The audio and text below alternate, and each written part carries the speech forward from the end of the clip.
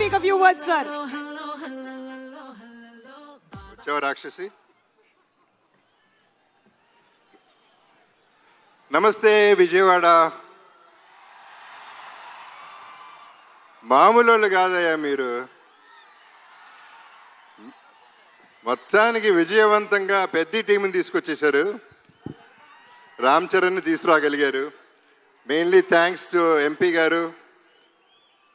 ఇంత షార్ట్ టైంలో ఇంత చాలా బాగా ఆర్గనైజ్ చేసినందుకు we are very very. 1962 Benz circle దగ్గర సరోజినీదేవి హాస్పిటల్లో నేను పుట్టాను. అప్పుడు పెజవాడ.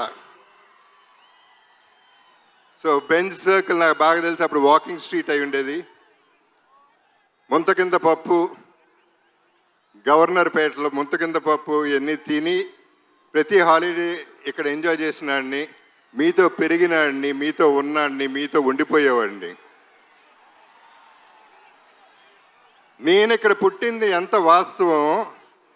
పెద్ది అనే సినిమా ఇండస్ట్రీకి, డిస్ట్రిబ్యూటర్స్కి, ఎగ్జిబిటర్స్కి, మాకు ఆర్టిస్టులకి, మీ అందరికీ పెద్ద దిక్కు అవుతుంది. ఇది వేరే రేంజ్కి వెళ్ళిపోయే సినిమా. అందరూ గట్టిగా ఊపిరి పీల్చుకునే టైం, అందరూ ఆకలి, అందరు దాహం తీర్చే టైం ఇది.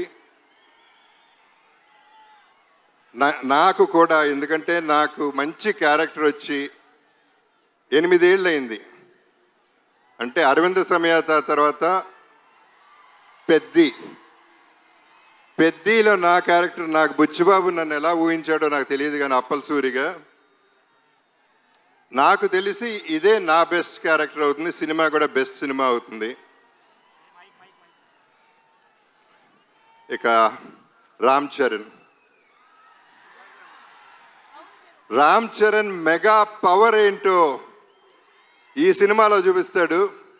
ఏ స్టేట్కి వెళ్ళినా, ఏ కంట్రీకి వెళ్ళినా అక్కడి నుంచి 6 కొట్టాడు. ప్రతి షాట్ సినిమాలో 6రే.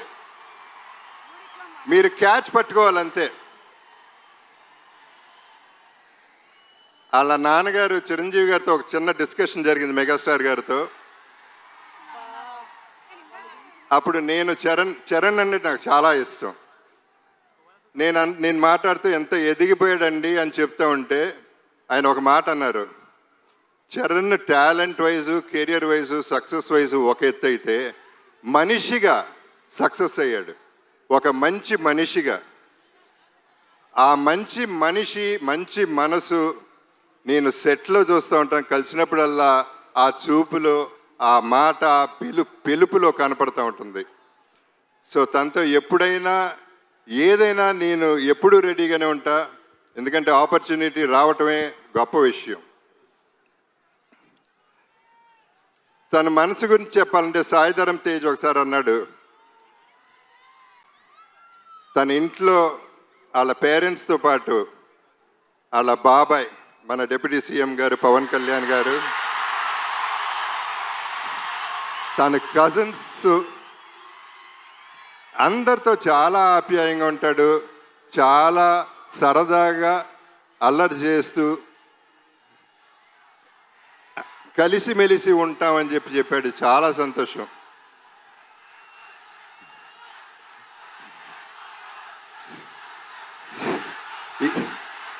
ఈ పర్టికులర్ సినిమా గురించి నేను ఎక్కువ చెప్పదలుచుకోలేదు, ఎందుకంటే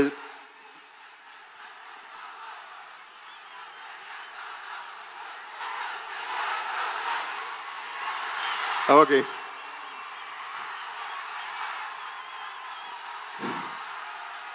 ఇక మా బుచ్చిబాబు పోర్టబుల్ సైజులో, బఠానీ సైజులో ఇంత ఉంటాడు.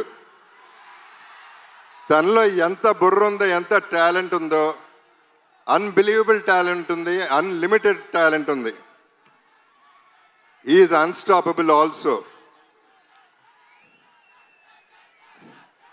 తను పోర్టబుల్ ఎందుకన్నానంటే,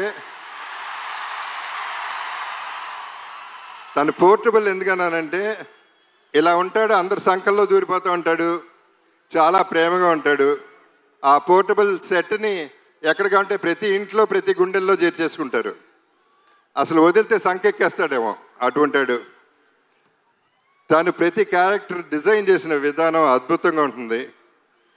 మీరు చూస్తారు సినిమా, నేను ఎక్కువ చెప్పవసరం లేదు, మీ అందరికీ అన్నీ బాగా తెలుసు.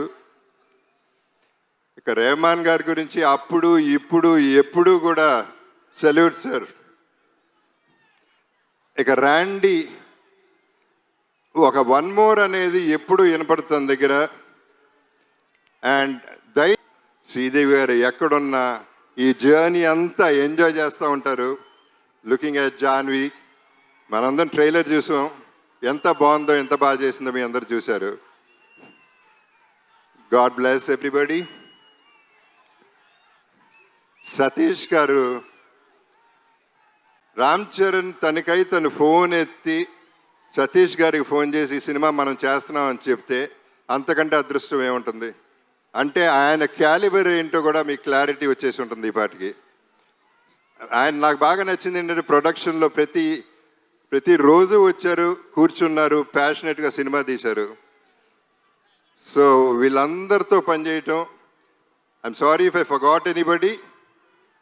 సో వీళ్ళందరితో పనిచేయటం, ఈ జర్నీ ఎంజాయ్ చేయటం అనేది నాకు ఒక అద్భుతం. నా జీవితంలో ఇదొక అద్భుతం అవుతుంది, నా బెస్ట్ ఫిల్మ్ అవుతుంది, నా బెస్ట్ క్యారెక్టర్ అవుతుంది. ఒకే ఒక డైలాగ్తో ఫినిష్ చేస్తాను.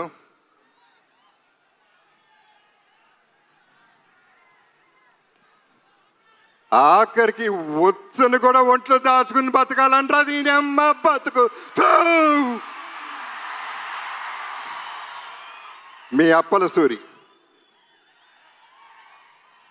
Thank you so much, Jagapati Babu garu. Looking forward to seeing you on June 4th in theaters. Thank you so much, sir.